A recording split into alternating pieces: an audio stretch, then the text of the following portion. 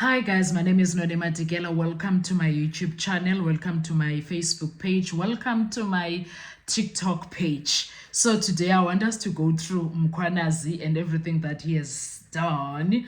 The other issue that I think we should also look at when it comes to Mkhwanazi, connection to the Senzo Meyiwa case, July unrest and crime intelligence failures. Let's look into that on this video.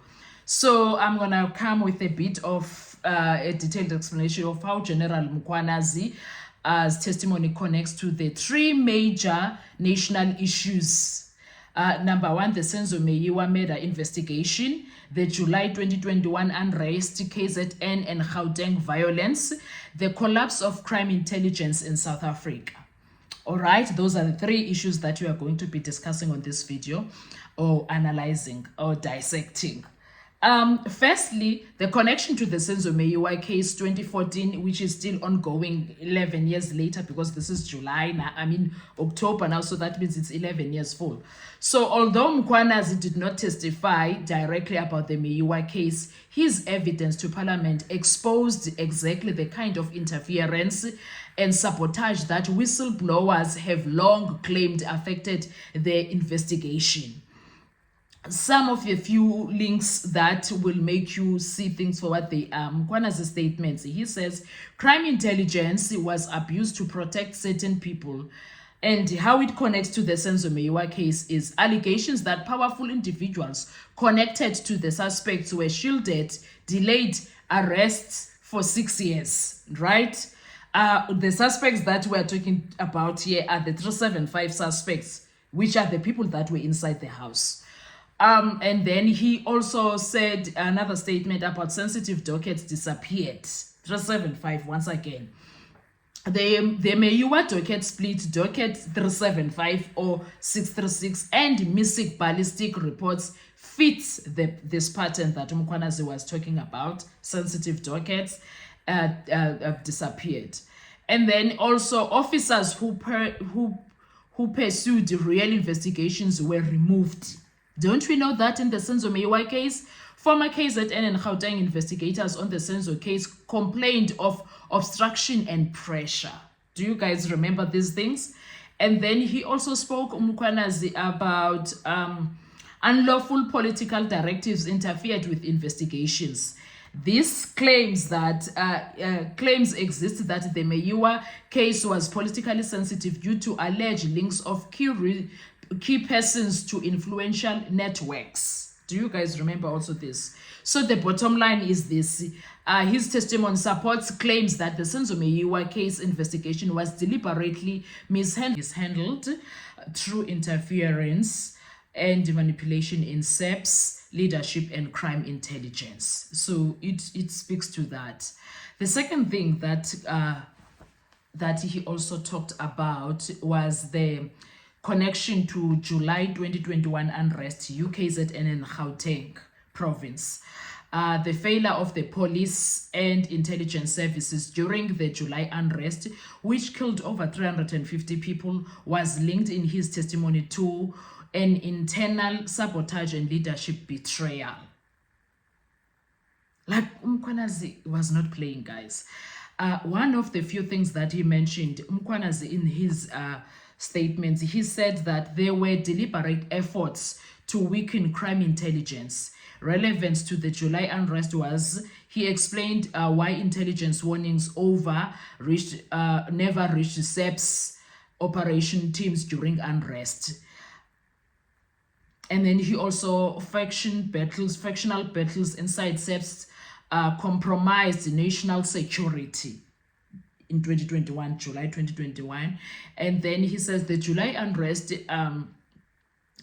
seen as coordinated sabotage, while police leadership was distracted by internal power struggles. So bekunzima, guys.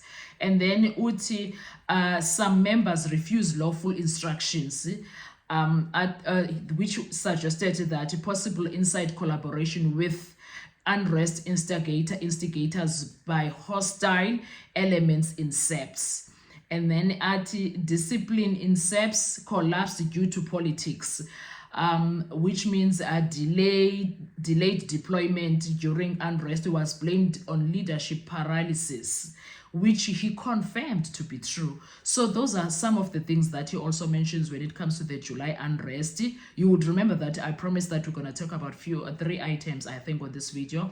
And then the bottom line for that is that his testimony aligns with the findings from expert panel that the state failed due to crime intelligence collapse and SAPS leadership dysfunction at the time of the July unrest, if you would remember. Because there were sides. There was Zuma side, there was the president side. So it shows that the police factions also have sides, where there are people for Zuma, there are people for Ramaphosa. Number three, the third thing that I said we'll speak about is that crime intelligence failure, the root of both crises. Mkhwanazi revealed that the collapse of crime intelligence as an intelligence is a deliberate act, not an accident. It's done purposefully. What he exposed is this: crime intelligence was used to spy on police, not criminals. Secret services account abused for luxury spending. Key crime intelligence officers suspended for factional reasons. Leadership positions given to loyalists, not professionals. So those are some of the things. What consequences that I think may come once all of this is over and done? Impact area Senzo's case, the result of that, evidence suppression and interference. That situation can come out, it blow it up. It looks like it's on its way. The July unrest situation, no intelligence prevention or early warning here. Something is big there that happened, and no one is yet willing to talk about, just like Mkhwanazi did. Organized crime, that's something else, that's another area. Hitmen, gun smuggling, and taxi violence flourished. That's what's happening there. And then, because why is it not ending, the situation of hitmen, gun smuggling, and taxi violence?